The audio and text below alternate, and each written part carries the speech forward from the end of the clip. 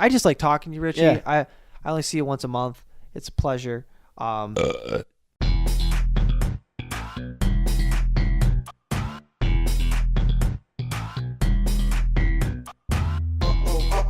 we go now. Here we go. Here we go now. Here we go.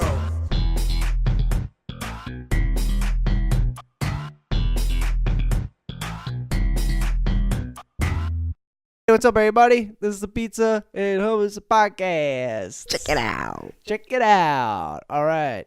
Now, as you know, we try to think of topics. We had some. We asked the fans, all three of them, for suggestions, and we heard nothing back, and we have no responses. We don't think anyone's listening, but we have fun anyway. So we're gonna try to come up with some topics and some things that we should talk about. We're getting real political here. Every single party you go to, you hear someone saying, and the thing about Trump is, he's and then or they'll say, honestly, I think I'm voting for Bernie. Is it's everywhere. It's a hushed tone whether I'm at work and I go, I know we're not supposed to talk about it in the workplace, but Hillary makes some good points, and then whatever it is. I know it's like, I don't know if it's like as I get older, I get more aware of it, but I feel like this is the most I've ever heard about politics in my life, and I can't escape it. Everyone is off the wall, crazy banana sandwich about who they're voting for. Or not even that, like, people aren't even passionate about who they're voting for. They're just passionate in general about you gotta do this or you gotta do that. You can't. This is a big one. This is a big one this year. Saturday Night Live is killing it. You make a Trump skit or you make a Hillary or a Bernie skit, it's going to get shared a million times, especially if it makes either a point or it makes a joke or whatever it is. Yeah, you know what? I think you're really onto something, because SNL is this weird thing for me. Mm-hmm. For the most part, I feel like SNL skits aren't funny. There's a lot of them I watch, I go, they're just not funny. Yet, if you put anything that has the word Trump, Hillary, or Bernie Sanders on it, Yeah. people are going to watch it. There was an SNL skit that they had. All they did was just make fun of the Republican debate. Yeah. Just one debate. Yeah. They just did some jokes, Yeah. and Trump's, having Trump saying like, "Oh, I got a big dick," and all this stuff, and people just ate it up. They love it. It's perfect. They love it, and what that's telling me is election season is like shooting fish out of a barrel. That's it. And that was one of my things too. Was I remember when we were first starting a podcast way back in September, we were thinking of some ideas of doing like political jokes and like making fun of the candidates and all that stuff, and I was like, literally everybody is doing that right now. Yeah. It's the easiest target. Yeah. And if you love Trump, you're not going to find the Trump jokes funny. If you hate Trump, you're going to find a guy saying, "Hey, I'm Trump," and everyone's like, "Oh my gosh, Right. This guy's a comedic genius." Right. And vice versa with Hillary Yeah. and Bernie. Which is the thing I hate the most about it, is because personally I believe if the joke is funny, I watch Saturday Night Live every single week. I record it and then I watch it usually eventually. Got to get that Keenan. Boom. And then and they make jokes about every single party, and if it's a funny joke, I find it funny no matter who it is. And I think it's super annoying and super kind of irritating and closed-minded if you can't even laugh at a joke at the person you're voting for, and there's jokes for every single person you're voting for. It's like it's exhausting. The only problem is a lot of people, they'll take, like, let's say it's a Hillary Clinton joke or a Trump joke. I'm trying to keep as neutral as possible here. They post on their wall and be like, "See, I told you that person's an idiot." Right. When it's like, it's a satire. It's supposed to make them look funny because SNL is there to make you laugh. That's the whole point. I would hope maybe in 100 years that maybe in 100 years the system kind of updates a little bit to where I feel like Republican, Democrat, undecided, libertarian, whatever, is too black and white. I feel like if you say I'm a Democrat or Republican, it doesn't matter. And then you say, okay, cool, I said it. I did some research and I decided, okay, I'm a Democrat, Republican. I hate this so much. Whatever. I'm on this side, and then you say, okay, cool. And then this side that you chose says this opinion that you may actually not really agree with that much, but you go, okay, it doesn't matter. I'm on this side. This is the side I'm on, and it comes with all the good and it comes with all the bad of that side. I think it would be sweet if we could just slowly kind of make more groups, or just make where the president's how the president or the candidates for president are represented are as here's my 10 things about me. Favorite color is blue. Well, my thing is cat person. My thing is that in a magical world, I always imagine that we have, you have your two teams, you have your Republican and Democrat, and then your president is neutral. Yeah. So the president has to take into account both parties and go, okay, this person wants this person wants that, or this person doesn't want this, and this person doesn't want that. And then they have to decide. And normally that's what they say, well, that's what they do. Right. But really, the party that got you in, that's who you're going to favor every time. Yeah. And your party is going to do all that stuff, because the second you don't, I don't know what actually happens. I really don't know. No. And we might find out with either of the nominees, because they've been saying, oh, this person's liar, this person's flip-flopping, which I remember them saying that about every single nominee. Oh, yeah. Ever. They go, oh, he said that he likes the color green, but really he likes the color orange. And then people flip out, like, how can we trust the guy who likes orange when he's clearly supposed to like green? And I'm gonna do that voice more often. You did it. It tickles my funny bone so much. And but you know what I'm saying? So, we gotta have that. And also too with flip flopping, there's certain times where I go, oh there's certain things that you don't want to flip flop. But at the same time, like murder. People change, like murder. You learn the errors of your ways. So maybe they might go, yeah, I am totally for this thing, and then later on they're going, you know what? I thought I was for that. I'm not. I got to go the right path. I got to make up all the bad stuff I did, and I got to do that. One thing I was always told was that a good leader does what he believes is right, regardless of what others think. So, if everybody thinks he's crazy or think he's dumb, if he knows that is truly the right thing to do, then it must be pretty important, because he's willing to go against the public. And that's really what a leader is, because then they're doing things, they're breaking barriers and all that great stuff. And I think every political candidate in a way has that, because the thing that I think sucks about our system right now is whoever gets elected, the other half is going to be pissed for 4 years. So I've been, even more so than that, yes, that's always true. But I feel, and I could be wrong, I could just be living in the moment as far as, this is currently happening, so it's more intense. I feel like, honestly, no matter who wins, again, 50% or less, or give or take, is going to be not only furious, not only upset that they lost, but literally hate the president. Yeah. There's no one, there might be, who can win. I don't know. Where a good majority, and that's a scary thing. If the majority of the people who live in a country hate the leader, it's not a dictatorship. You voted them in, and half of you hate them. That's a crazy thing to think about. The person who I vote for doesn't get elected, and the other person does. It's like, hey, you know what? The American system is working, because if majority people really wanted this president, and the other person said, no, I'm going to be president, and just took over like a dictator, then we're screwed. That'd be worse. Yeah, that'd be worse. So, but yeah, that's kind of the big point, is like people get so mad and like, oh, he's not my president. Now, you could always say, well, I didn't vote for them. Yeah. I didn't vote for that person. Yeah. You can kind of throw that along. That's kind of like your office banter. But you know what makes me more pissed off than that, though? And this is going to sound like an 85-year-old man. People that don't vote, people that don't vote at all, and then complain. Yeah. That's the worst thing, in my opinion. It's like when people don't vote. I got so mad. And a lot of times people, I think especially our generation, they go, oh, well, there's the electoral vote. I'm like, you don't know what that means. Right. Just go out and vote.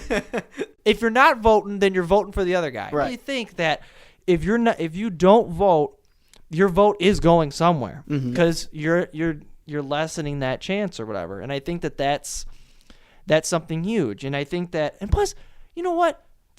I went and I voted on Tuesday or whatever day we voted. The primaries. Yeah, I voted. There was no one there. It was literally, it's right next to my house. So it's like, it's not far. Yeah.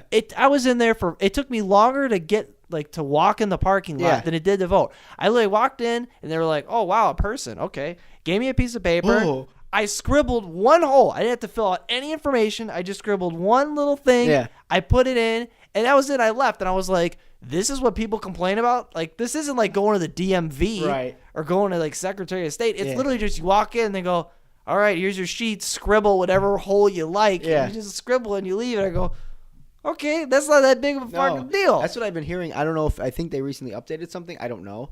But yeah, where it's you're literally 10 minutes in and out, maybe. Oh, I was in there, and I came there too on.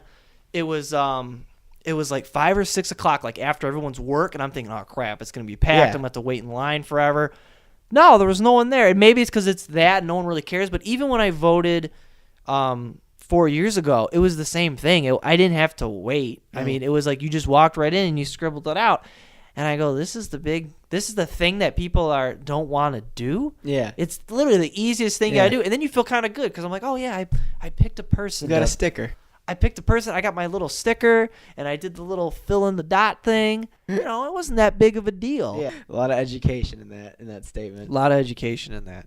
So, what were you talking about the wedding? You want to talk about the wedding for once? Usually, I'm asking you these questions. Well, okay, I feel like an asshole. I don't know if I want to like a girl. delve so much into it because I don't know if I have a lot to say about it, or I don't know if I have such little to say about it. It'll just be that awkward thing at the end. Sometimes. Yeah. So, but no, we just went to a wedding, and it was fine, but it just reminded me that there's never not a whole bunch of cliches, and it's super annoying. First of all, I don't know what you're doing to like vet your best man for his What do you mean speech. vet your best man? Vet, like, to make sure he doesn't suck.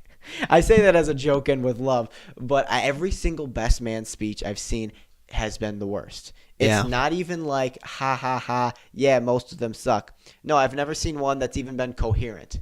Yeah. I lean into Chelsea during this guy's speech, and I go, with sincerity, it sounds like he reached his hand into a bag of words, picked out a handful of words, and then said, I'll read these ones. And that's his speech. It made no sense. It was unrelatable. It wasn't even like inside joke funny because no one was laughing. What are you doing? Yeah. I think. Did you not prepare? Yeah, I have a very high bar. One, I'm hoping. I have best men. I have 2 of them. Naturally. And I did that so if one falls, the other could catch them. But I feel like it's not going to happen that way. And my thing is, I have very high standards for that because I think if you're going to do a speech, you're going to introduce the family. You're not going to talk about like, yeah, you date the bride. She was a dirty slut. Right. Some people do those type of jokes and it's just awkward and terrible. And then there's the guys that are like, hey, the bride looks great. The groom, not so much. Let's have a toast. And everyone laughs.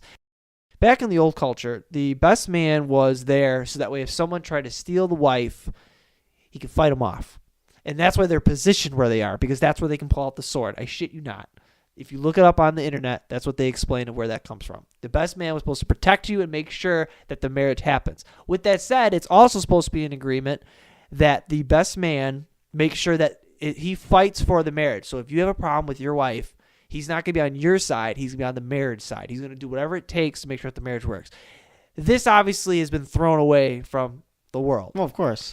So I feel like with that... It's right up there with the sword. Yeah, it's right up there with the sword. So with that said... I think that the best man should have some knowledge of the bride and should say, hey, this is a couple things like, you guys are great together. Even if it's something as simple as that. Like every time I see you guys are, you're amazing, you're happy. And I know that you guys go through the good times and the bad, and I'll be here to support you, whatever. I feel like that would be better than just, I'm only going to talk about how great the groom is. So that way I can convince the bride's family that she didn't make a huge mistake. Yeah, that's...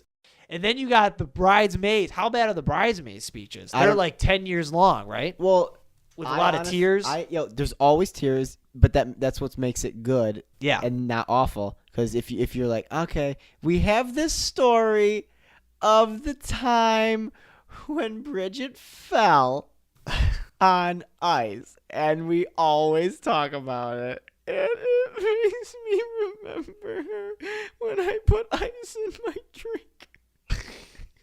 And you're just like, oh, she's crying. That means it's powerful. And then we're back to the groomsmen, and every single groomsman, or sorry, best man, they go, okay, now you're going to get a lot of advice tonight. But the most important thing you got to remember, Stanley, don't shake your head. You got to remember that she's always right.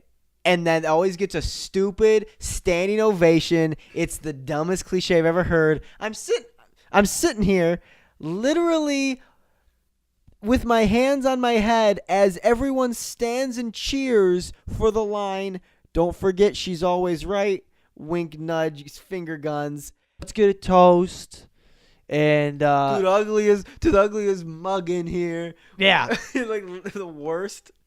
Well, because he's trying to be like the guy insult, but really it's just terrible. One thing that pisses me off, one thing that for me that determines a good wedding from a bad wedding is our age, and I think people that got married at around our age or whatever, they don't understand that you're married now, so you don't need the club life. Mm-hmm. Meaning, you don't bring a DJ that's only going to play club music, so that way you and the 5 friends that you invited can grind each other up and like you're in the club, while grandma and all the rest of the relatives sit and stare at you and go, I think it's time I'm supposed to go home now. Yeah, no, that's the it's key. way too That's late. your cue. Because Yeah. you're just playing the most intense just hip hop and just grinding and techno and shit, dubstep, and everyone's sitting there all confused, and the DJ's rocking it because he's never done a wedding before and he's actually getting paid for once.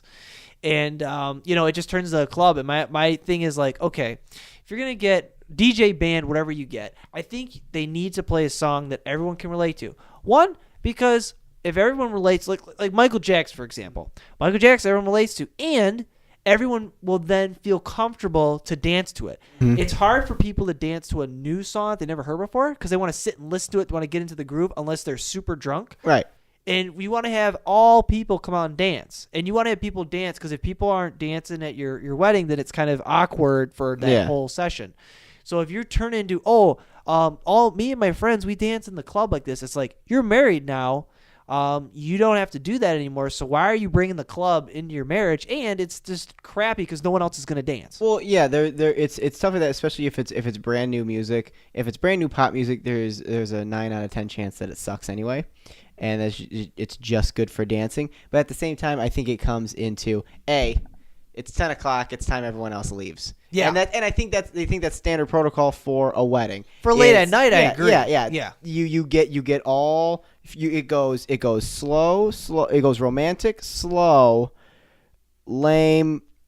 Everyone can relate to to a degree to where it's super cheesy now, and they're playing Shout. I love Shout. Never get enough of it. They play Shout, but all those songs, and then it goes into group dances, cute shuffle wobble, everything like that. And then there's always the 5 bridesmaids at the end of the night listening to a Pitbull song, and everyone's sitting there like, okay, it's time to go. Yeah. The DJing stuff is big for a wedding. There's always a big deal with the cake. You're always full. Not interested. You don't really eat the cake. That's not really a thing. And I try to explain that, like, you don't really need a cake. Like, you just have a little cake, and that's your little design to say, oh, we got a cake. Yeah. But really, you don't need one. I'll probably have a cake because it costs money. Why not spend a whole bunch of money? That's the thing is like weddings are expensive, which sounds like a cliche. They're expensive, but you got to remember, if you're going to invite a decent amount of people, it's going to add up. Like, no matter what you do. I mean, imagine if you went out to a restaurant and you brought 200 of your closest friends and family. Reserve the entire restaurant for yourself. Yeah. And then And you're you like, hired a DJ to play the restaurant, to play the songs you liked, and you request the songs. And then also you had the dessert made with your name and figurines of you on top of it. And also you have a car bring you up to the restaurant, so you have to drive the restaurant. And then you also make a deal with the hotel near the restaurant for all your friends to stay. and then you go on a honeymoon. Ooh. Yeah, and then you go out of the country for a week. Ooh, weddings are expensive. Yeah. No, exactly. Right. It's like the same. Yeah, that's what it is. And it's like, oh, why are weddings so expensive? Because you reserved a building. Weddings are coming up. It's cool that we get to kind of talk about this a little bit, though. Yeah. Big deal. We know the napkin colors, but I'm sure Pinterest will take care of the rest for the centerpieces. I'm still a groomsman. Yeah. Okay. Good. You're still in the cut. I'm still in the cut. I'll let you know if I drop you. Yeah, I'm just making sure, man. I'm just making sure.